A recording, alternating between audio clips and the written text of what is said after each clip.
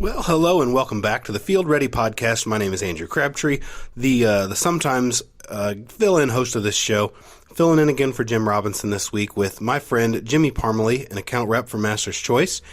And as we kind of do another crossover episode here, very similar to what we did with Christmas, me and Jimmy are going to look at some New Year's resolutions, both for ourselves and for the dairy industry and for our professional careers. So if you will stay with us, here we go. Thank you guys so much for joining us. The objective of every product management team is to improve the product portfolio. If you're farming today, you have to be excited about what's going on. Favorite new advancement in this year's Corn Classic? That's like asking somebody who their favorite kid is, really. So, but... And so we really want to get to know what is exciting in seeds right now.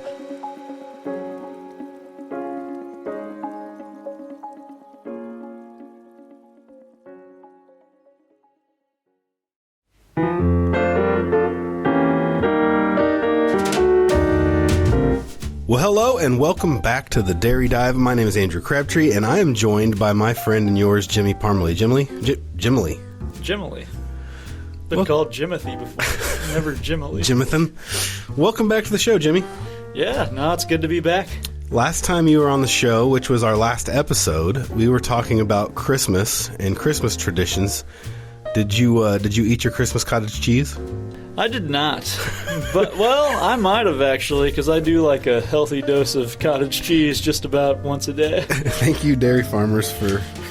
I did, we talked about it. It's funny. I blanked out when we were talking about dairy at Christmas, and I said cottage cheese, but I did eat a cheese tray on Christmas. Did you? It was delicious. It's maybe, just a little more common. A little more mainstream.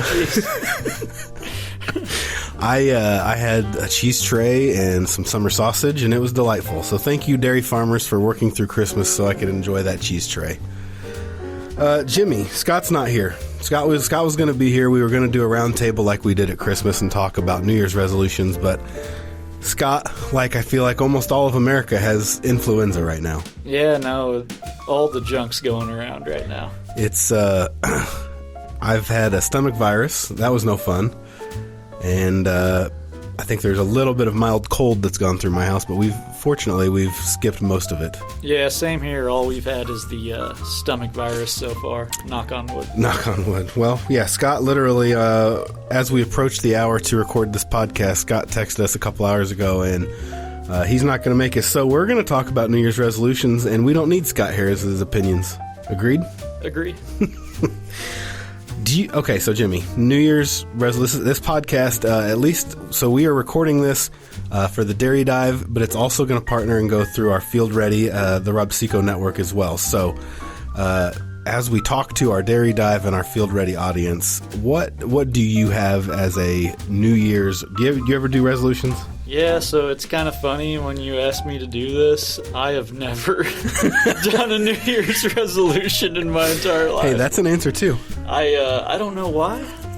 I think maybe I don't want to set this lofty goal and then fail in April or March and watch my self-esteem come barreling towards the ground. Yeah, so I will say I have set several New Year's resolutions through the years, and you're right, about March or April, I come crashing back down to earth, and I feel like an utter failure. But I've never been afraid to feel like an utter failure. Yeah, sometimes you just gotta roll with it. So, New Year's resolutions, I think the only one that I can remember in my entire life that I actually executed for a year was in 2020, so of course it was the hardest year ever to do anything in routine. I did a photo a day challenge. So anybody that knows me, I'm into photography. I do photography, and I did a photo a day where I took and edited one photo every day and posted it to Instagram. And I did it. And believe it or not, if you take and edit a photo every day for a year, my photography from the beginning of the year to the end of the year got quite a bit better. But the thing is that when you do that every single day, I burned myself out pretty quick. So after that year was over, I put the camera down. If it wasn't for work, like my wife was like, why don't you ever take pictures of our kids? I'm like, because I did it every day for a year. Hey, but you did it. But I did it. Now, anything that's ever been a fitness or a weight loss or a dietary New Year's resolution, like I'm lucky to make it to March. Yeah, that's a tough one. If I'm going to do something like that, I'm probably just going to do it no matter what day of the year it is. Now, when I was a younger man, I did work out pretty consistently, aside from resolutions, but it was always funny. The gyms get real crowded in January and February. Oh, for sure. Yeah. They make a lot of money then. And most of those people don't ever even cancel, so it's just keep on keeping on. I'm one of those people. Yeah. I have an open gym membership right now, and I haven't used it in probably 4 months. Support local businesses, right? Yep. So New Year's resolutions, I think that take them or leave them. Some people are really serious about them, and if you're a person that has more self-control than me, then good for you. I think that it's a whole lot to do about nothing. Now, okay, real quick, sidebar. I think this is really funny. Me and my wife watch a lot of Hulu, and we have I'm cheap, so we've got the ad-supported Hulu. So I will say that for the last couple weeks, me and my wife have noticed that every single ad on Hulu is some kind of New Year's targeted. So it's like Noom weight loss app, HelloFresh, like eating healthy, dating apps. There's like every single thing that's advertising on Hulu right now is like geared towards the New Year's crowd. Makes a lot of sense. I've never noticed that. I didn't notice it either until I like literally looked at my wife and I was like, that was like the 5th dating app in a row that has like advertised to 2 married people. And she's like, well, it's like New Year's resolution people.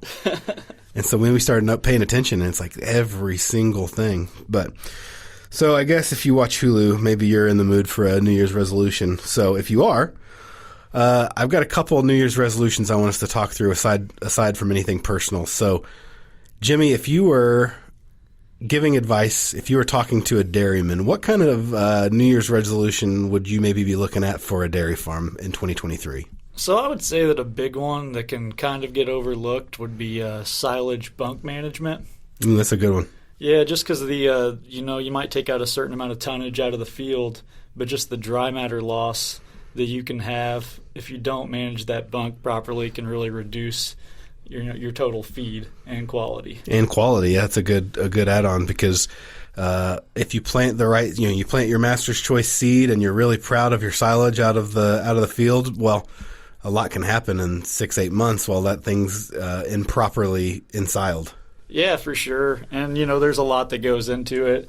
It as we know, it starts at harvest, getting that silage harvested at the proper moisture, 62 to 68%. If you harvest it too dry, you're going to have packing issues, and too wet, you can have seepage problems, and you can also invite some harmful bacteria into that silage. Yeah, not to mention too, if you don't properly ensile if you don't properly pack your bunk, you can run into some safety issues as well. Yeah, for sure. Yep. That's a good New Year's. So if you're a dairy out there, maybe your New Year's resolution is to ensile your product in the best way possible. So the one that I came up with was, I think, aside from any production or any quality issues, I think that dairies need to start setting some goals. Either some kind of a production goal or efficiency goal. But if you're unhappy with where your dairy's at, what are you judging that based off of? Are you not making enough milk, or are you not making enough money off of that milk? Set a goal and work towards a goal so you know exactly, and you're able to track, am I on track? Am I operating the way I want to? And if I'm not, I know why, because I'm not hitting these goals. Right. No, yeah, that's absolutely a good idea. And maybe that goal could be not even total milk production, but maybe you just want to increase your components. Yeah, absolutely.